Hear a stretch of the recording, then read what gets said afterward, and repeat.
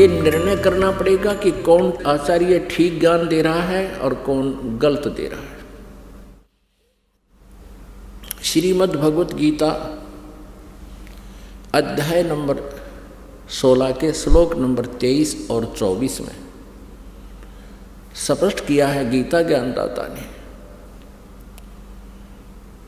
कि जो शास्त्र विधि को त्याग कर मनमाना आचरण करते हैं उनको न तो सुख होता है, न उनकी गति होती है और न ही कोई सिद्धि को वो प्राप्त होते हैं, अर्थात व्यर्थ।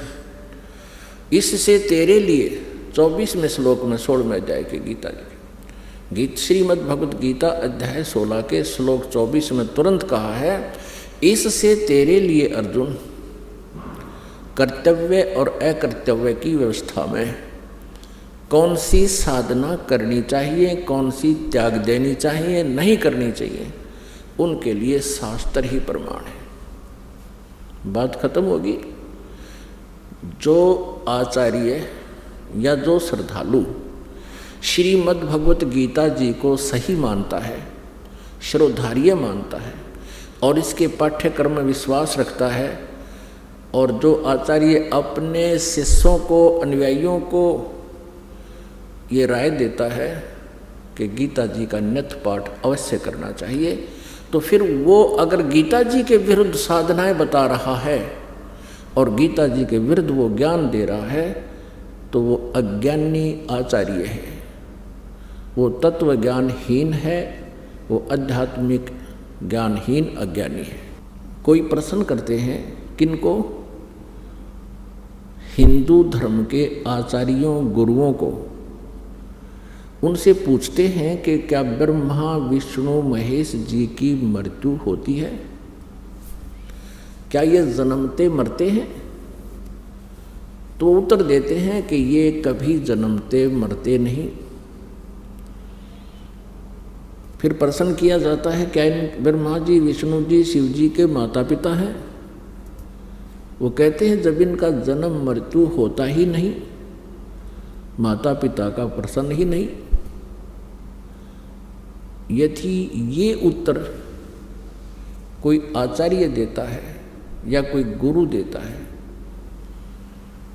वो अज्ञानी व्यक्ति है, वो लोक वेद सुना रहा है, वो दंत कथा सुना रहा है और इन भोली श्रद्धालुओं को, इन विश्वासियों को, या जो उस पर विश्वास किए बैठे हैं उसको, उस अज्ञानी को और संत आचार्य मान कर बैठे हैं, उनका जीवन नाशक है। ईसा मसीह जी ने कहा था जनता को, श्रद्धालुओं को, कि तुम जिनको गुरु मानते हो वो गुरु नहीं है, उनके पास आध्यात्मिक ज्ञान नहीं है। वो तुमसे इतना मीठा बोलते हैं, तुम उनको एक नेक व्यक्ति मानते हो, लेकिन वो तुम्हारे जीवन के खाने वाले राक्षस हैं। जैसे तुम उनको भेड़ मानते हो, वो भेड़ के रूप में भेड़िया है।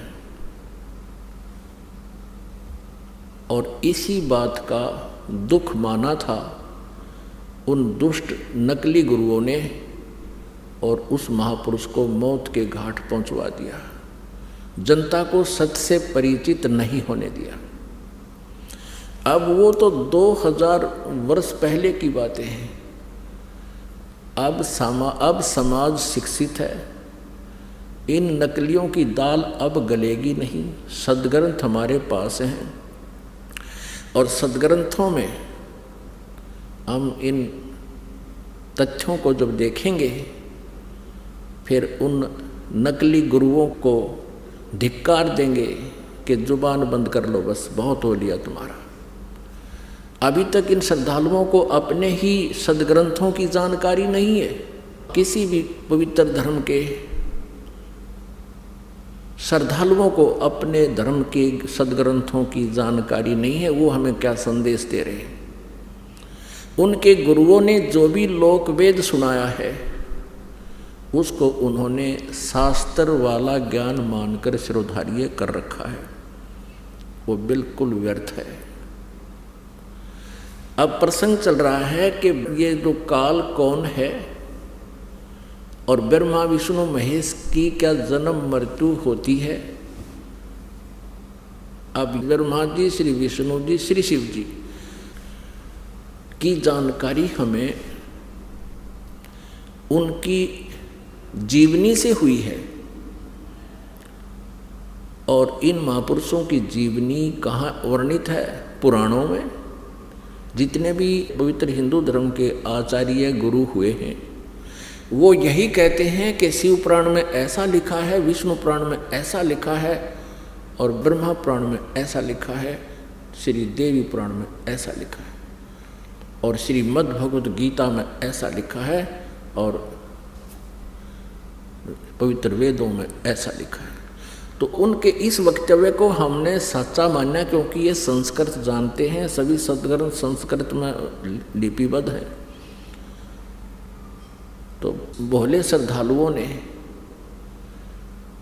उन अज्ञानियों के वक्तव्यों को शास्त्र अनुकूल मानकर सिरोधार्य कर रखा है।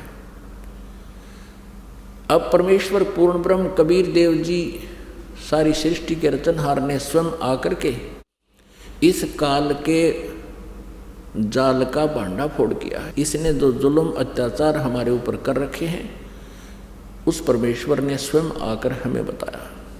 600 वर्ष पहले परमेश्वर कबीर देव जी ने यही ज्ञान दिया था जो आज पवित्र पुराणों में, पवित्र वेदों में, पवित्र श्रीमद् भगवद गीता जी में आज वर्णित पाया, उनके अंदर लिखा पाया।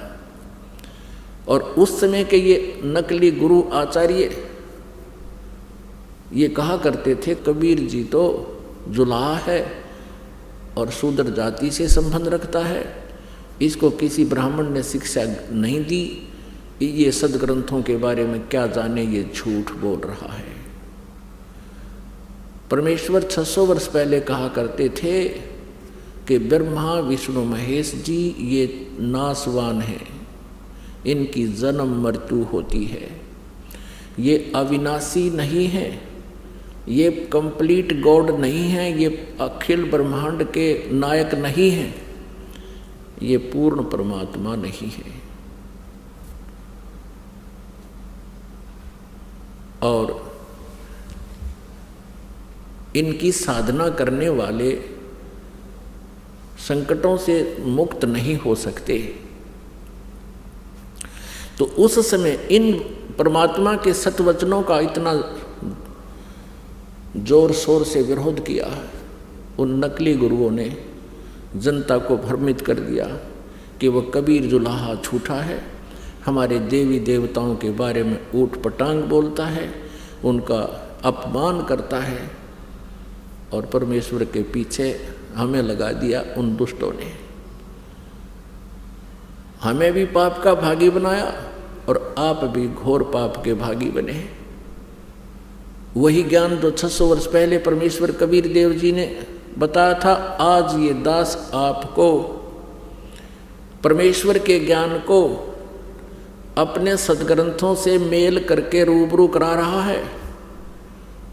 और पुण्यात्मा जो अच्छी आत्मा है, बुद्धिमान है, वो तुरंत इसको समझ रहे हैं और इन नकली गुरुओं के जो है उद्देश्य से भी परिचित हो रहे हैं कि ये क्या चाहते हैं। इनका उद्देश्य सदा ये रहा है कि हम जनता को सच्चाई से दूर रखें ताकि इनके ये रोजी रोटी बनी रहे, इनका आचार्य पद सुरक्षित रहे, इनका गुरु पद सुरक्षित रहे और इनको जनता के कल्याण से कोई लेन देन नहीं। यदि ये सत्य में वास्तव में जनता के हितैषी हैं, ये गुरु नकली और ये महंत अपना जीवन नष्ट कर रहे हैं, अगर ये हितैषी हैं तो इस ज्ञान को समझे और गहराई से सोचे तुम क्या कर रहे हो, क्या करना चाहिए था, तुम कितने दोषी हो भगवान के, और स्वीकार करें, सरेंडर करें इस ज्ञान के सामने कि हमारे पास ज्ञान नहीं है, नहीं तो आओ मैदान में और प्रमाणित करो अपने ज्ञान को किसी सदग्रंथ के साथ से।